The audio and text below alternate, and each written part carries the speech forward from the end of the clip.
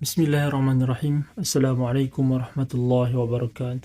Alhamdulillah rabbil alamin. Alhamdulillahilladzi hadana li hadza wa ma kunna linahtadiya laula an hadanallah.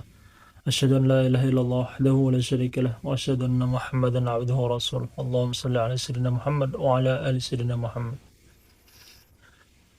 Perkenalkan, nama saya Saputra Jaya dari Prodi Ilmu Al-Quran dan Tafsir semester 4 Universitas Ibnu Khaldun Bogor. Di sini saya akan mempresentasikan tugas mata kuliah studi naskah tafsir Indonesia, yaitu mengambil karya tafsir Al-Azhar, yaitu dari Buya Hamka. Materi pertama yang akan saya sampaikan yaitu biografi dan pendidikan. Buya Hamka lahir di Maninjau, Sumatera Barat pada tanggal 17 Februari 1908. Nama lengkapnya itu ialah Haji Abdul Malik Karim Amrullah, yang biasa disapa Hamka. Beliau adalah seorang putra dari ulama terkenal pada masa itu, yaitu Haji Abdul Karim Amrullah alias Haji Rasul. Adalah ulama yang terkenal yang membawa paham-paham pembaruan Islam di Minangkabau. Dan juga ayahnya tersebut adalah seorang ulama yang mendapatkan gelar doktor kehormatan dari Universitas Al-Azhar Mesir. Kemudian Hamka juga termasuk berasal dari nasab yang terkemuka, yaitu dari seorang kakek yang bernama Syekh Amrullah, yaitu seorang mursyid dari tarekat Naqsabandiyah. Dalam pendidikannya, beliau menamatkan sekolah formalnya hanya sampai SD. Beliau banyak belajar sendiri atau otodidak, terutama dalam bidang agama. Dan juga bahkan keahliannya dalam Islam diakui dunia internasional. Bahkan beliau mendapatkan juga gelar kehormatan dari Universitas Al-Azhar dan juga Universitas Kebangsaan Malaysia. Beliau dalam berdakwah menggabungkan sastra. Salah satu karyanya yang sangat terkenal yaitu Tenggelam Kapal Panderwik, dan juga ada juga Di Bawah Lindungan Ka'bah.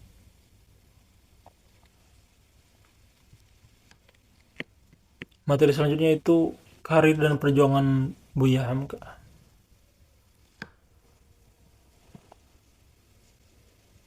Pada tahun 1924, beliau merantau ke Tanah Jawa untuk belajar. Salah satu gurunya yaitu Cokro Aminoto. Kemudian beliau aktif dalam organisasi Muhammadiyah, mulai dari tingkat daerah hingga pusat. Dalam politik, beliau pernah menjabat sebagai anggota konstituante dari Partai Masyumi.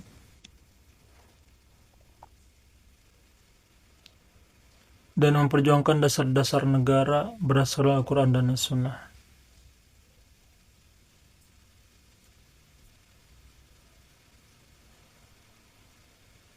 Kemudian beliau pernah ditangkap oleh penguasa Orde Lama dan menjadi tahanan politik. Dan pada saat ditahan tersebutlah beliau menyelesaikan karyanya yang sangat monumental ini, yaitu Tafsir Al-Azhar. Sejarah penulisan Tafsir Al-Azhar. Nama tersebut diambil dari nama Masjid Al-Azhar yang berada di Kebayoran Baru, tempat beliau menyampaikan kajian tafsirnya. Penulisan tafsir ini dimulai dari tahun 1959 sebagai rangkaian kajian subuh yang disampaikan oleh beliau di Masjid Agung Al-Azhar. Beliau menulis tafsir ini setiap pagi pada waktu subuh sejak akhir tahun 1958. Namun juga pada sampai Januari 1964 belum juga tamat, dan beliau menyempurnakan tafsir ini pada saat beliau berada di tahanan. Dan juga nama tafsir Al-Azhar ini atau nama Masjid Al-Azhar, kenapa disebut dengan Masjid Al-Azhar yang berada di Kebayoran Baru tersebut? Nama tersebut berasal dari rektor Universitas Al-Azhar Mesir pada saat itu, yaitu Syekh Muhammad Sabtut. Jadi beliau memberikan langsung nama masjid tersebut.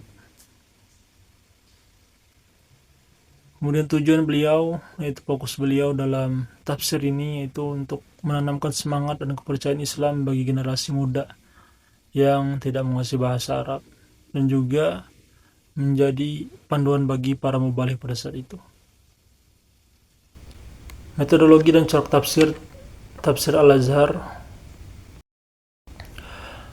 Dalam muqaddimahnya tafsir Al-Azhar, Hamka sempat membahas tentang kekuatan pengaruh karya-karya tafsir yang dirujuknya, yaitu tafsir Al-Razi, tafsir Al-Kashaf li Ahkam Al-Quran, Al-Marawi, tafsir Al-Khazin, tafsir At-Tabari, dan tafsir Al-Manar.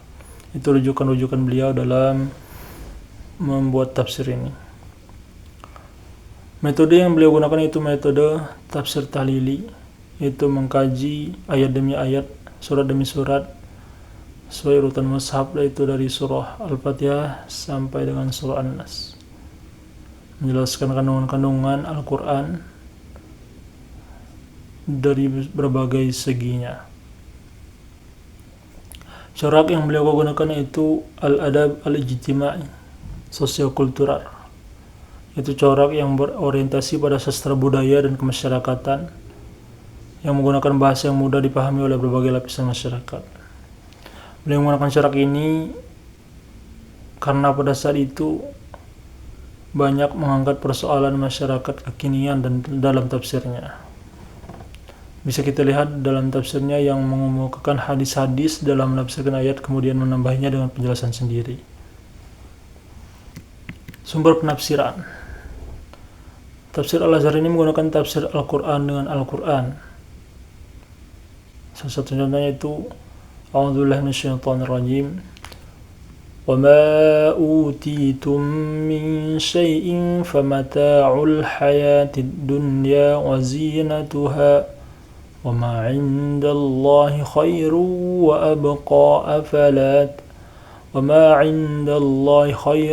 وَأَبْقَى أَفَلَا تَعْقِلُونَ. Yang artinya, dan apa saja yang diberikan kepada kamu, maka itu adalah kenikmatan hidup di dunia dan perhiasannya. Sedang apa yang di sisi Allah adalah lebih baik dan lebih kekal, maka apakah kamu tidak memahaminya? Ayat surah Al-Qasas 60 ini menceritakan tentang nikmat Allah yang berada di dunia, yang diberikan oleh Allah pada saat kita berada di dunia, sedangkan yang kekal hanyalah di sisi Allah. Maka untuk menjelaskan maksud dari perhiasan dalam ayat ini, maka dalam tafsir Al-Azhar dijelaskan dengan surah Ali Imran ayat 14. A'udzubillahi minasyaitonirrajim. زين للناس حب الشهوات من النساء والبنين والقناطير المقنطرة من الذهب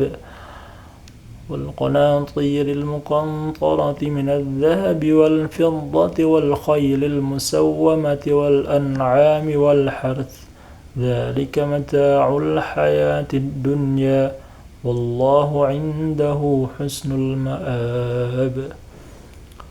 Ali Imran ayat 14.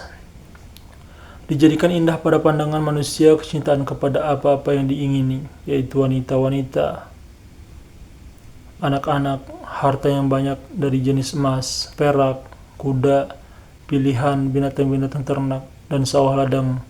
Itulah kesenangan hidup di dunia, dan di sisi Allah tempat kembali yang baik dan surga. Binatang ternak yang dimaksud di sini itu ialah unta, lembu, kambing, dan biri-biri. Dalam tafsir Al-Azhar dijelaskan bahwa perhiasan tersebut adalah benar belaka. Tapi yang dimaksud beliau yaitu bahwa ia hanyalah perhiasan di dunia yang tidak kekal.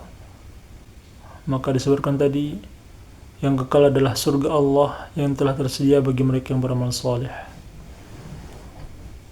Jadi perhiasan yang disebutkan dalam surah Al-Imran tersebut hanyalah perhiasan yang berada di dunia, yang nanti bakal hilang ketika kematian datang. Namun kenikmatan yang akan datang yaitu kenikmatan akhirat yang sudah Allah janjikan, itu surga. Kemudian tafsir Al-Azhar menggunakan tafsir Al-Quran dengan hadis. Dalam surah Al-Insyiqaq ayat 7, A'udzubillahi minasyaitonir rajim. Fa'amma man utiya kitabahu biyaminih. Adapun orang yang diberikan kitabnya dari sebelah kanannya. Ayat ini menceritakan tentang diberikannya sholat di sebelah kanan dengan perhitungan yang mudah. Tersebut di dalam sebuah hadis yang diriwayatkan oleh Imam Ahmad dan Muslim daripada Aisyah radhiyallahu anha, bahwa beliau bertanya tentang perhitungan yang mudah itu, bahwa akan ditengok pada suratnya itu sepintas lalu dihentikan, karena sungguhnya barang siapa yang dilakukan perhitungan yang teliti atas suratnya pada waktu itu, maka celakalah dia.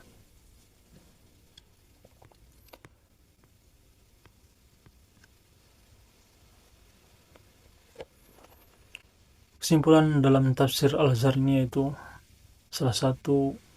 tafsirnya adalah salah satu tafsir buah tangan dari seorang putra terbaik bumi pertiwi, yaitu Hamka, yang membuktikan bahwa seorang muslim non Arab pun bisa mampu menghasilkan sebuah karya tafsir yang cukup membanggakan,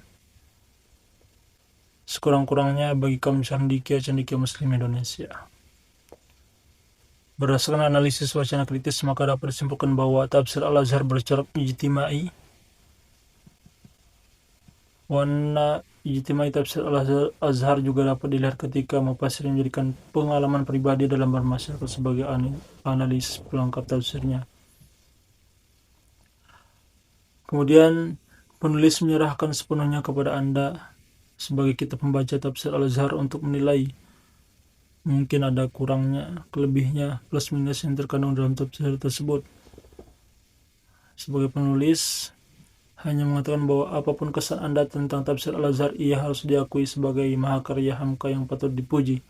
Dan yang lebih penting tentu bukan sekadar memuji, tapi mengelaborasikan pesan-pesan Quran yang disampaikannya dalam tata kehidupan dunia.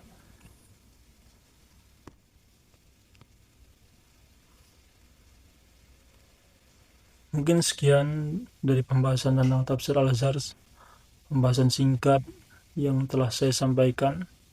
Semoga bermanfaat dan bisa kita pahami. Sekian dari saya. Wassalamualaikum warahmatullahi wabarakatuh.